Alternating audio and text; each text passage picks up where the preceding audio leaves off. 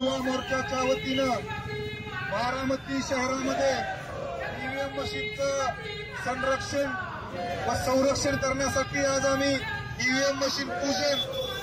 कारण मित्रांनो, लोकशाही जिवंत ठेवायचं काम हे आपल्यासारख्या सर्वसामान्यांचं असतं. राजकारण्यांना फक्त काहीतरी दाखवायचं.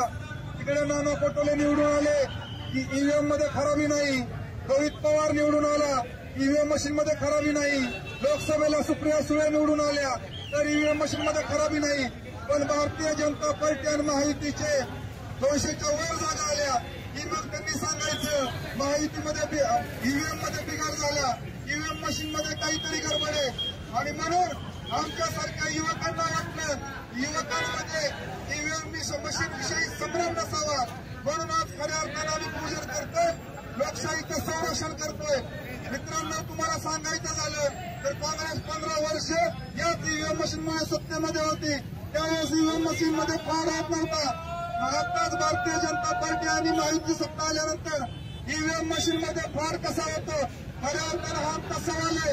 आणि म्हणून आम्ही एक सुजग नागरिक म्हणून, भारतीय जनता पार्टीचे युवा पदाधिकारी म्हणून ईव्हीएमचं संरक्षण करणं ही आमची खऱ्या अर्थानं जबाबदारी आहे. आणि म्हणून आज आम्ही बिघोळ चौकामध्ये ईव्हीएम मशीनचं पूजन करतो.